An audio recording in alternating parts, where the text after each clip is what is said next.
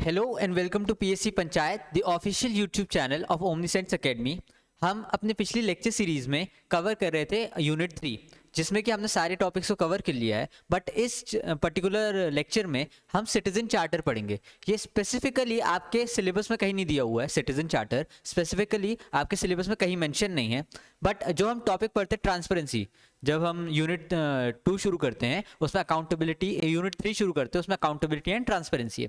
Transparency वाले topic में there are various tools of transparency, जैसे राइट टू इन्फॉर्मेशन एक्ट और सिटीजन चार्टर, फिर सोशल ऑडिट और digitisation of services, e governance. ठीक है, ये सारी चीज़ें लोकपाल, लोक आयोग, ये सारी चीज़ें दी हुई हैं। तो ट्रांसपेरेंसी वाले ऑप्शन, जब आप यूनिट 3 के प्रीवियस ईयर क्वेश्चन देखेंगे तो उसमें specific questions from citizen charters आए हुए हैं। तो हम स्पेसिफिकली सिटीजन चार्टर को प्रिपेयर करेंगे। अगर इससे 3 मार्क क्वेश्चन या फिर आपको जो 6 मार्क क्वेश्चन आता है 150 शब्द वाला वो आया तो आप उसे अच्छे से कर सकते हैं। तो हम शुरू करते हैं। What is citizen charter is all about. Citizen charter is there is set of guidelines, एक सेट ऑफ गाइडलाइंस दी जाती है या फिर एक डॉक्यूमेंट तैयार किया जाता है। ठीक है, सेट ऑफ सर्विसेज जिसमें लिखी होती हैं। एक हर ऑर्गेनाइजेशन को सिटीजन चार्टर बनाना होता है। सिटीजन चार्टर क्या है? एक तरीके का जैसे बोलना चाहिए प्रोस्पेक्टस है। आप किसी ऑर्गेनाइजेशन में जाएंगे तो वो क्या क्या सर्विसेज देती है, उस सर्विसेज के क्वालिटी के स्टैंडर्ड क्या होंगे, उस सर्विसेज की क्वालिटी क्या होगी, स्टैंडर्ड क्या होंगे, विद इन कितने टाइम पीरियड वो आपको सर्विसेज देंगे। ये अच्छा, आपको इसको लिंक करना पड़ेगा ट्रांसपेरेंसी से। ट्रांसपेरेंसी क्या है? पारदर्शिता काम में। ठीक है, तो जब भी आपको पारदर्शिता लेकर के आनी है किसी काम में, तो आपको लोगों को जागरूक करना पड़ेगा अपने काम के प्रति कि हम क्या काम करते हैं, हमारा स्टैंडर्ड क्या है। हम जैसे कि डोमिनोज बताते हैं कि हमारा 30 मिनट में आपके घर में डिलीवरी आएगा, 30 मिनट में हमारी पिज़्ज़ा की डिलीवरी आपके घर में होगी, वरना पिज़्ज़ा फ्री। ये डोमिनोज की क्या है? डिलीवरी सर्विस स्टैंडर्ड है कि 30 मिनट के अंदर ही हम आ जाएंगे। ठीक है, ऐसे ही हर गवर्नमेंट सर्विस को, जैसे एसबीआई हो गया, जैसे कि किसी भी गवर्नमेंट इंस्टीट्यूशन, नगर निगम के, नगर पालिका का ऑफिस हो गया, आरटीओ ऑफिस हो गया, इन सभी आरटीओ ऑफिस, नगर निगम, एसबीआई, जो बैंक्स हैं, गवर्नमेंट बैंक्स हैं, इन सब के बाहर एक सिटीजन चार्टर होता है। उसमें ऑर्गेनाइजेशन का नाम होगा, उसमें क्या क्या सर्विसेज वो देते हैं, उन सर्विसेज को कितने टाइम में दिया जाएगा, उन सर्विसेज को अगर नहीं दिया गया तो क्या क्या पेनल्टी उन लोगों के ऊपर लगेगी। एक गवर्नमेंट, अगर आपकी सर्विसेज आपको सक्सेसफुली या फिर आप उससे सेटिस्फाई नहीं है तो आप कहाँ पे किसको कंप्लेंट कर सकते हैं, उस कंप्लेंट का निवारण कितनी जल्दी होगा, उसके बाद उस कंप्लेंट से रिलेटेड किस तरीके से आप अश्योर हो सकते हैं, और क्या क्या कंपनसेशन चार्जेस, पेनल्टीज कैसी कैसी होंगी, ये सब उसमें मेंशन होता है। कौन सी अथॉरिटी है जो आपकी कंप्लेंट्स को एक्सेप्ट या फिर इन सारे काम को सर्विलेंस करेगी, ये सब उसमें मेंशन होता है। आप एक क्या क्या वो ऑफिस सर्विस, जैसे आरटीओ ऑफिस में आप जाएंगे, आप आरटीओ ऑफिस में जाते हैं तो उसमें लिखा होगा कि आप के लिए ये सर्विसेज अलॉटेड हैं, आपको लाइसेंस इतने महीने के अंदर मिलेगा, आपको ये डॉक्यूमेंट लेके आने पड़ेंगे, अगर आपको कोई सुविधा में खेद हो तो ये वाली जगह पे आप कंप्लेंट कर सकते हैं, अगर आपकी कंप्लेंट का निवारण इतने दिन में नहीं किया गया तो आपको ये कंपनसेशन या पेनल्टी, इस ऑफिसर को ये पेनल्टी दी जाएगी। ये सारी चीज़ें एक सिटीजन के लिए सिटीजन चार्टर बनाया जाता है और वहाँ पे रखी जाती हैं। ठीक है, इसमें क्या होता है, इससे क्या होता है कि एक सिटीजन अवेयर होता है, अपने राइट्स के बारे में जानता है। उसको जब पता होगा कि मुझे ये सर्विस नहीं मिलनी चाहिए और नहीं मिलेगी, तो वहां से हो रहा है काम कि नहीं हो रहा उस ऑफिस में। जैसे आप बैंक में जाते हैं और बैंक वाला बोलता है नहीं नहीं लंच टाइम है, और आपको पता हो कि सिटीजन चार्टर में लिखा है कि कोई लंच टाइम नहीं होगा, अगर कोई लंच खाने गया होगा तो उसके बदले में कोई और व्यक्ति बैठेगा, ये आपको सिटीजन चार्टर में है, वो आपको सर्विस से डिनाई नहीं कर सकते इस पर्टिकुलर टाइम फ्रेम में, और आप उस टाइम फ्रेम में हैं तो आप उसके ऊपर सवाल उठा सकते हैं। विच मीन्स आपके राइट्स आपको पता होंगे तो आप सवाल उठाएंगे, ट्रांसपेरेंसी काम में ज्यादा आएगी। यही सब सिटीजन चार्टर का एक पूरा पर्पस होता है। तो हम देखते हैं व्हाट इज सिटीजन चार्टर, उसके फिर मैरिट्स, डीमेरिट्स और चीज़ों के बारे में पढ़ेंगे। ठीक है, starting with what is citizen charter. ठीक है, citizen charter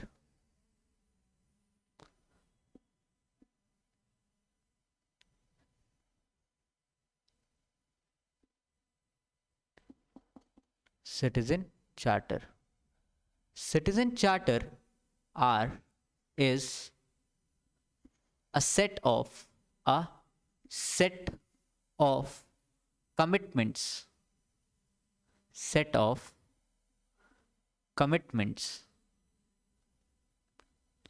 made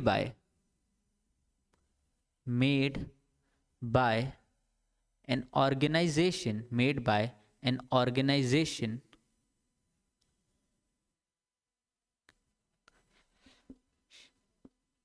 about standards of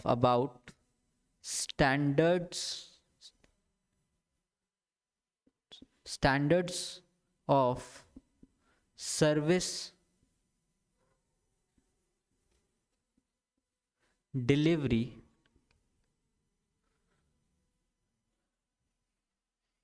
they hold.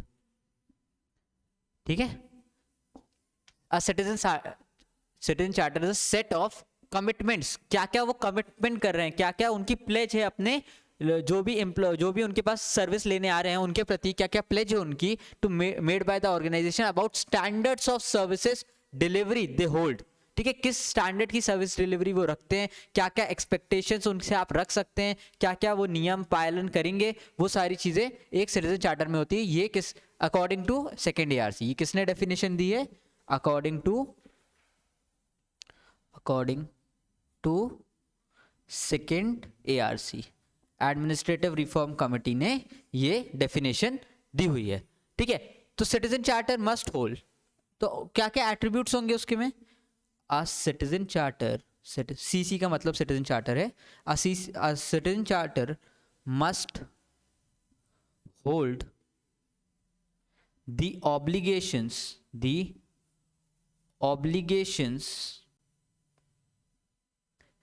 of office towards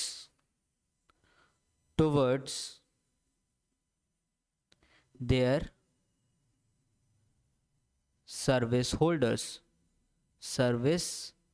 holders या getters या पब्लिक, कुछ भी है ना, उनकी क्या क्या ऑब्लिगेशन है टुवर्ड्स देयर सर्विस होल्डर, वो क्या क्या करते हैं. ठीक है, उनकी क्या क्या जिम्मेदारियां हैं, ये सब उस सिटीजन चार्टर में लिखा होना चाहिए. किसकी जिम्मेदारियां? जो ऑफिस है, जैसे आप SBI गए तो SBI की क्या क्या जिम्मेदारी है अपनी पब्लिक के प्रति, ये सारी चीजें आपके सिटीजन चार्टर में मेंशन होना चाहिए. A citizen charter holds standard of public delivery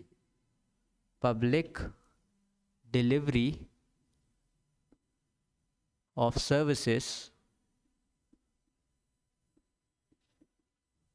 and time also. Time और स्टैंडर्ड दोनों. ठीक है, कितने टाइम में आपको सर्विस मिलेगी और क्या क्या स्टैंडर्ड्स होंगे सर्विसेज के. ठीक है, वो सारी चीजें मेंशन होंगी. Specifies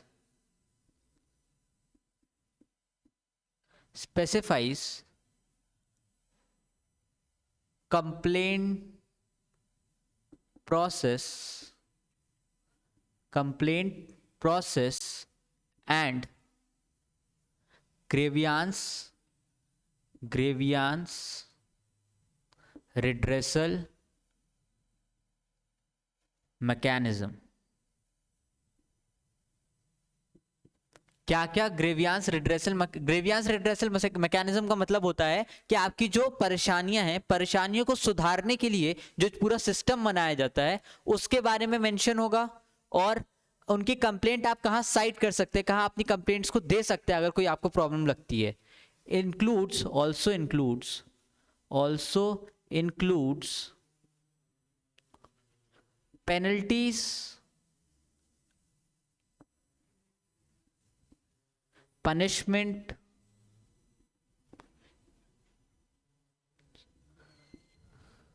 and fines in case of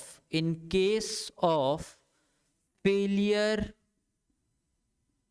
of service delivery.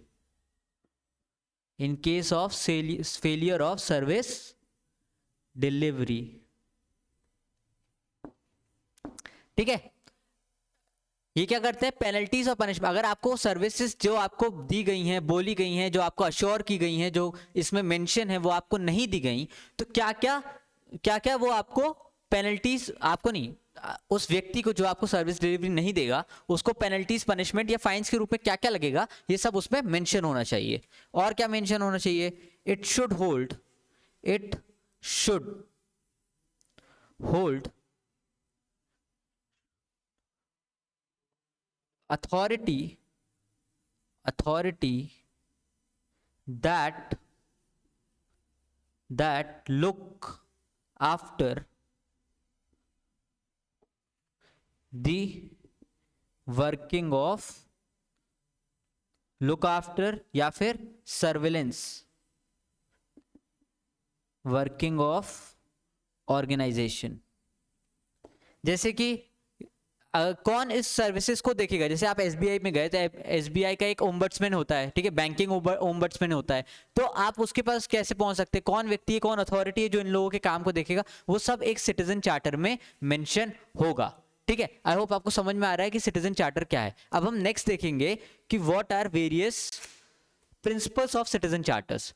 ये सिटीजन चार्टर के बारे में एक इंट्रोडक्शन है, उसके कुछ फीचर्स हैं, यानी कि एक इंट्रोडक्टरी पार्ट है। अगर आपको कभी 3 मार्क में आता है या थोड़ा उसको एक्सप्लेन करने आता है तो आप लिख सकते हैं। अब हम लिखेंगे what are various principles of citizen charter. एक सिटीजन चार्टर को बनाने के लिए कौन कौन से प्रिंसिपल्स को फॉलो किया जाता है। ठीक है,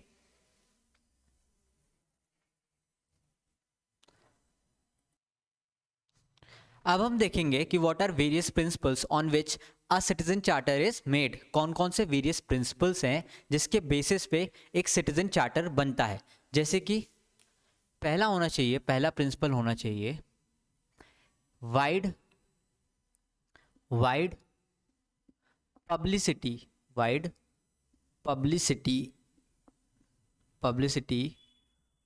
of standards of service delivery. जो आपकी सर्विस डिलीवरी है उसके स्टैंडर्ड्स का वाइड पब्लिकेशन होना चाहिए आपके उस सिटीजन चार्टर के द्वारा। जो आप सिटीजन चार्टर बनाए उसमें सबसे पहला प्रिंसिपल ये होना चाहिए उसको बनाने का कि जो भी आप सर्विस डिलीवरी दे रहे हो उसके स्टैंडर्ड सबको पब्लिसाइज्ड हो, सबको पता हो। ठीक है, दूसरा क्या है, क्वालिटी। आपकी सर्विस की क्वालिटी सबको पता हो। ठीक है, कि आप किस क्वालिटी, एक तो स्टैंडर्ड्स क्या होंगे और दूसरा क्वालिटी एश्योरेंस, तो उनको अश्योर्ड क्वालिटी ऑफ सर्विस। दूसरी चीज क्या होनी चाहिए, assured quality of service, assured quality of service. तीसरा प्रिंसिपल क्या होना चाहिए, तीसरा principle should be, it should be accessibility of information to citizens। लोगों को इसकी इंफॉर्मेशन की एक्सेसिबिलिटी होनी चाहिए। चौथी चीज होनी चाहिए, there should be participation of citizens. ठीक है, उनके कंप्लायंस में कंसल्टेशन ऑफ सिटीजन्स होना चाहिए। उनको प्रॉपर सुविधा होनी चाहिए कि वो कंसल्ट कर पाए अपनी चीजों को। एटलीस्ट ये पता हो कि मैं अंदर आया तो इस ऑफिस में क्या क्या काम होता है, मुझे क्या रिक्वायरमेंट होगी, तो उस कंसल्टेशन की भी एक जगह आपके उस सिटीजन चार्टर में, उस पूरे प्रोसीजर में, जहां उनको आप अच्छे से ट्रीट करें, उनको अच्छे से सर्विस दें। सर्विस मोटिव आए आपके उसमें। तो सिटीजन चार्टर का चौथा जो अंग है या फिर एक प्रिंसिपल है जिसके बेसिस पे एक सिटीजन चार्टर प्रिपेयर होता है, वो ये है कि choice of consultation to the choice of consultation with citizen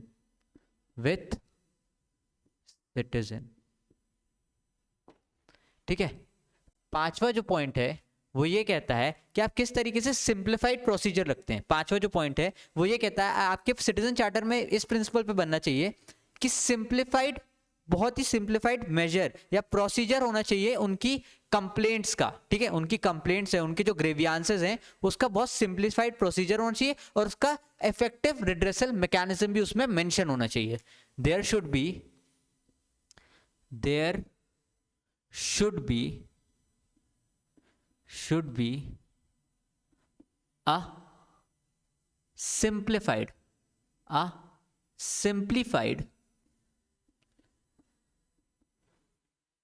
complaint process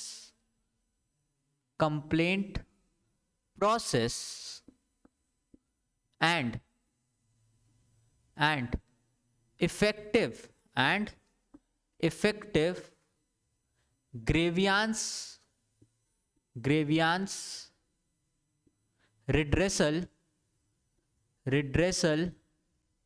mechanism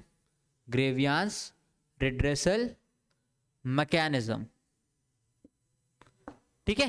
एक इफेक्टिव ग्रेवियंस रिड्रेसल मैकेनिज्म होना चाहिए और एक बहुत सिंप्लीफाइड प्रोसीजर होना चाहिए कंप्लेंट करने का, उनकी काम को सुलझाने का, उनकी जरूरतों की जो भी उनका काम है वो जहां नॉट इवन फॉर कंप्लेंट का तो होना ही चाहिए, बट जो उनके काम है वहां पे, जैसे आपको लाइसेंस बनवाना है तो लाइसेंस का भी एक प्रॉपर शेड्यूलिंग होनी चाहिए कि आप ऑनलाइन जाके अपना फॉर्म जमा करिए, यहाँ आइए, अपना टोकन लीजिए, पहला टेस्ट दीजिए, फोटो खिंचाइए, अगर टेस्ट पास करते तो फोटो खिंचाइए और फिर आपको लर्नर्स मिलेगा, फिर सेकंड आएंगे तो आपको एक ड्राइविंग टेस्ट देना पड़ेगा अपने पुराने उसके साथ, ड्राइविंग टेस्ट पे पास होते हैं तो आपको लाइसेंस आपको तुरंत मिल जाएगा। ऐसे एक सिंप्लीफाइड एक प्रोसीजर होना चाहिए आपके काम को करने के लिए। और सिटीजन चार्टर का जो एक और प्रिंसिपल आता है वो बोलता है कि provisions, there should be provisions for public scrutiny. आपके काम को जो पब्लिक है वो क्रिटिसाइज ना करे बट स्क्रूटनी कर पाए कि आप जो कर रहे हैं वो सही करें, उनको वो स्कोप मिलना चाहिए टू दी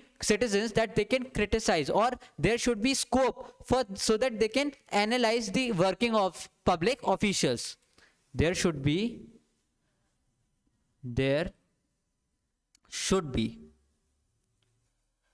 इसका एग्जैक्ट अगर वर्ड्स देखें कि there should be provision for, there should be provision for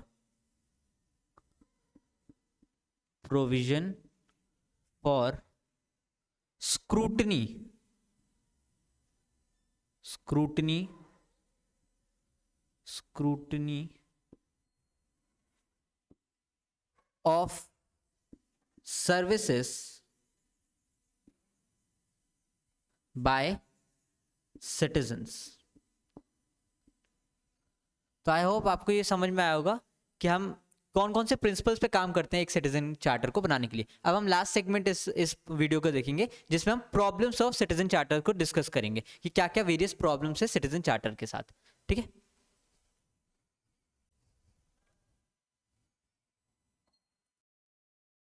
अब हम डिस्कस करेंगे what are various problems and lacunas, क्या क्या प्रॉब्लम्स है, क्या लेकुनास है, क्या लैक करता है एक सिटीजन चार्टर के पूरे कॉन्सेप्ट के अंदर, है ना। प्रॉब्लम्स विथ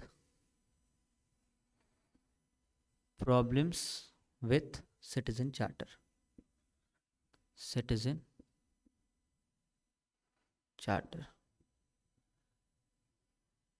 ठीक है, ये सारी प्रॉब्लम्स है। पहला है lack of awareness, lack of visibility and awareness। अच्छा, आप ये सोचिए कि आज के पहले जब आप ये पढ़ रहे थे कि सिटीजन चार्टर क्या होता है, इसके पहले आप लोगों में से कितने लोगों को मालूम था कि सिटीजन चार्टर एक्चुअली में क्या होता है?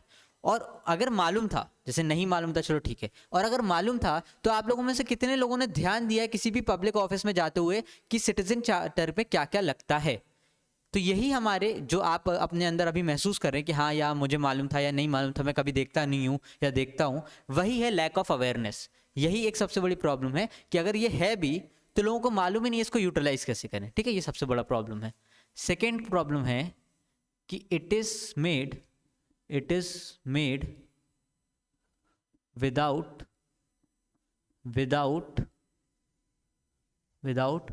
consulting problems of service receiver। उनके मत को बहुत ज्यादा एम्फेसिस करके बनाया गया बट उनसे कंसल्ट नहीं किया गया। ठीक है, तो उनसे कंसल्ट करके बनाएंगे तो और अच्छा और बेहतर सिटीजन चार्टर निकलेगा। Lack of motivation among employees, lack of motivation among employees, ठीक है, एम्प्लॉयज के अंदर एक मोटिवेशन ही नहीं है उस सिटीजन चार्टर को कंप्लीट करने के लिए, तो आप कितना भी सिटीजन चार्टर लगाते रहिए उनको सर्विसेज ही नहीं मिलेंगी क्योंकि उनके अंदर मोटिवेशन की कमी है। और क्या है, lack of infrastructure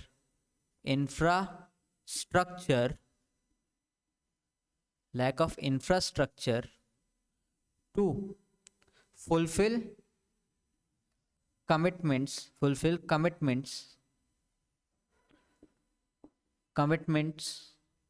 made in citizen charter। Citizen charter में जो कमिटमेंट कर दिए हैं उनको कमिटमेंट करने के लिए इंफ्रास्ट्रक्चर ही नहीं है। जैसे कि मान लीजिए आपने इतना पैसा उनको बोल दिया कि आपको जल्दी सर्विस डिलीवरी होगी, और एसबीआई वालों के पास पुराने कंप्यूटर हैं। अब पुराने कंप्यूटर तो आप कितना जल्दी करोगे, ठीक है। आपने वो मूवी देखी है गंगाजल, उसमें वो फर्स्ट टाइम आईपीएस बन के जा रहा होता है और वो फर्स्ट आपकी उसकी गाड़ी खराब हो जाती है, थाने में जाता है, बोलते हैं कि मुझे छोड़ो वहाँ पे, उसकी गाड़ी खराब होती है, ठीक है। तो अगर आपके पास इंफ्रास्ट्रक्चर ही नहीं है तो आपने सिटीजन चार्टर में जो अपने वादे किए हैं वो उसको कैसे पूरा करोगे। तो इंफ्रास्ट्रक्चर भी लैक करता है, सिर्फ सिटीजन चार्टर एक प्रॉब्लम सॉल्व नहीं कर सकता, उसके लिए इंफ्रास्ट्रक्चर, उनको सारा स्किल ये सब होना ज़रूरी है। और क्या प्रॉब्लम है, फिफ्थ प्रॉब्लम, और क्या प्रॉब्लम हो सकती है, मोटिवेशन देख लिया, टेक्निकल जार्गन, ठीक है, language barrier and technical jargon used. उसमें टेक्निकल जार्गन यूज किए गए, मतलब लैंग्वेज का प्रॉब्लम है, हैवी वर्ड्स यूज किए गए, इतनी हिंदी, इतनी गाढ़ी हिंदी है कि समझ में ही नहीं आ रही है। तो लोगों को तो सर्विस चाहिए, अगर उनको समझ में ही नहीं आएगा तो वो कैसे अपने आप को अवेयर करेंगे।